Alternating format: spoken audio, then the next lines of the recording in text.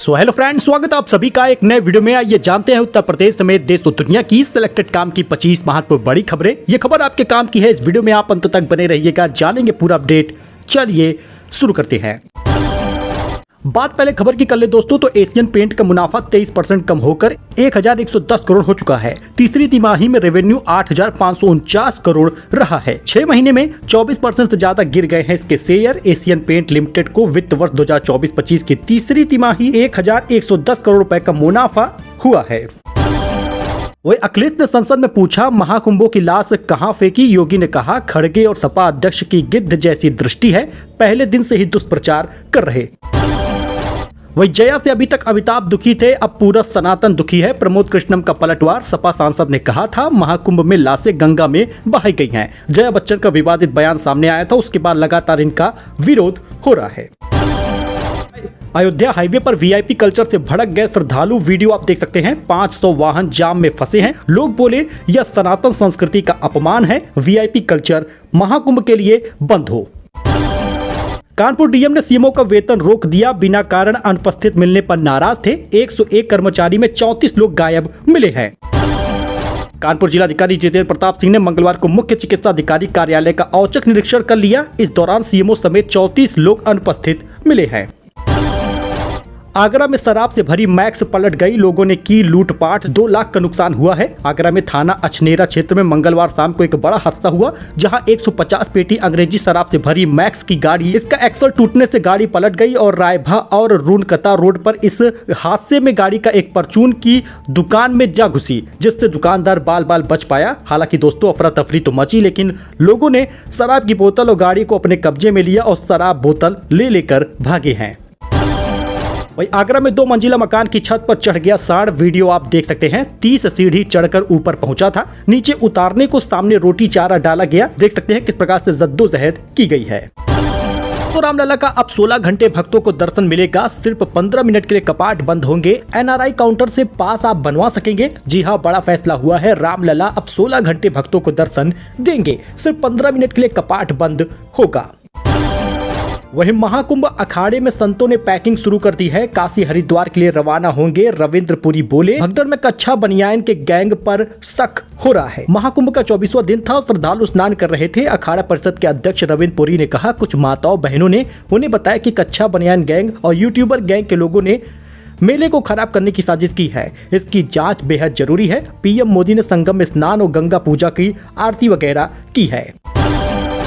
दोस्तों यूपी में 72 साल बाद फरवरी में पारा 30 डिग्री तक पहुंचा है। 27 जिलों में बारिश का अलर्ट है। 26 जिलों में छाया रहेगा घना कोहरा। अयोध्या सबसे ठंडा रहा है। यूपी में गर्मी ने 72 साल का रिकॉर्ड तोड़ दिया है। इससे पहले 1952 में फरवरी के पहले सप्ताह में अधिकतम तापमान 30 डिग्री तक पहुंचा था। वहीं पश्चिमी उत्तर प्रदेश में बारिश के बाद ठंड बढ़ गई है और 26 जिलों में सुबह घना कोहरा छाया है। इन शहरों में घने कोहरे का अलर्ट है, आप जिले का नाम देख सकते हैं। इसके साथ ही कुछ जिलों में बारिश का भी अलर्ट है, वो जिलों का नाम भी आप यहाँ पर देख सकते हैं।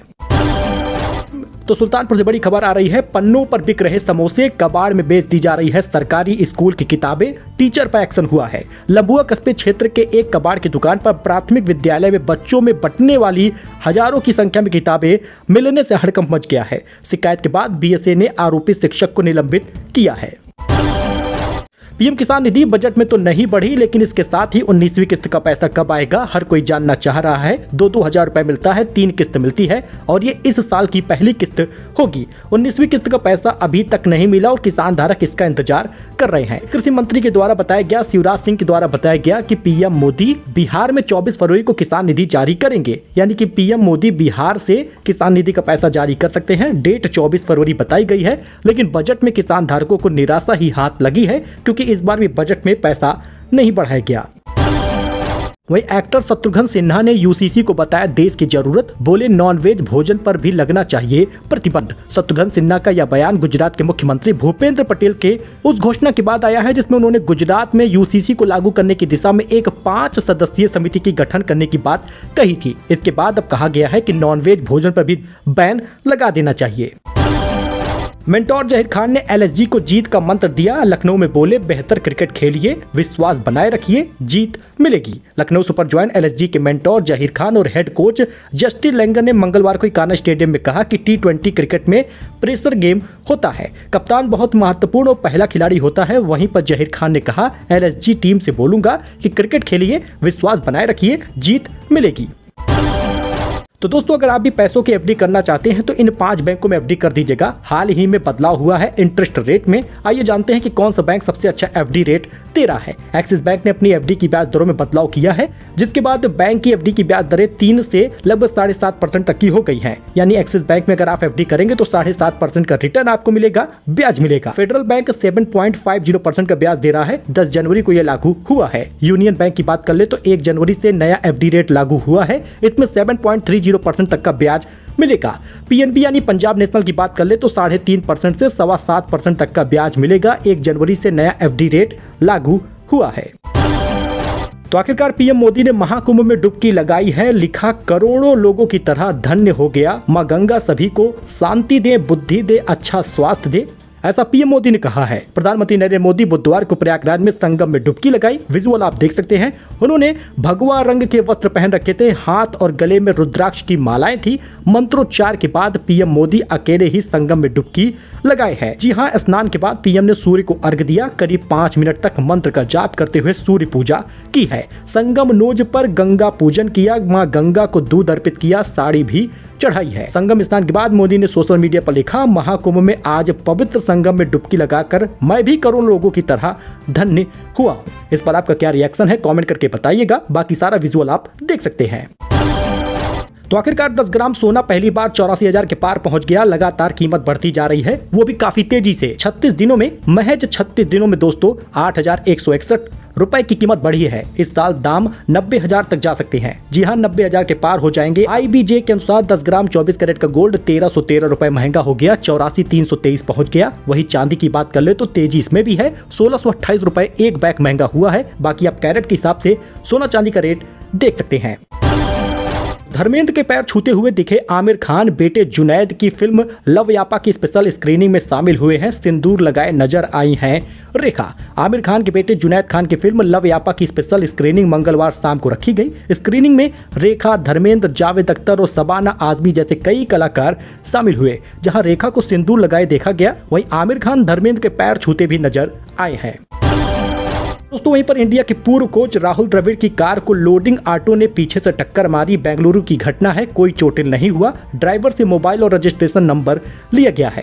देखिए आप, कितना सिंपल है राहुल द्रविड़। जी हां, पूर्व कोच रहे हैं, लेकिन फिर भी अपनी गाड़ी के लिए इतना परेशान हुए। हल्की सी खरोच, हल्की सी टक्कर, ऑटो चालक से बहस करते देखे गए। हालांकि एक सामान्य व्यक्ति एक सामान्य तरह से जब जीता है तो इस प्रकार की बातें, इस प्रकार की घटनाएं देखने को मिल जाती हैं।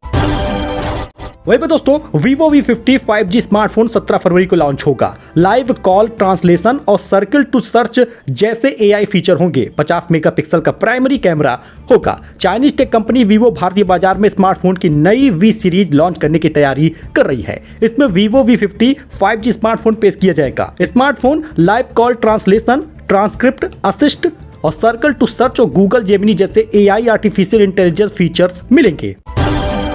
समय रैना के इंडियाज गॉट लेटेंट पर विवाद हो गया है। शो के कंटेस्टेंट ने कहा था, अरुणाचल के लोग खाते हैं डॉग मीट। FIR दर्ज हुआ है। स्टैंड अप कॉमेडियन समय रैना की comedy show India got latent कानूनी पचड़े में फंसता दिख रहा है। शो की एक कंटेस्टेंट के आपत्तिजनक कमेंट को लेकर FIR दर्ज हुआ है।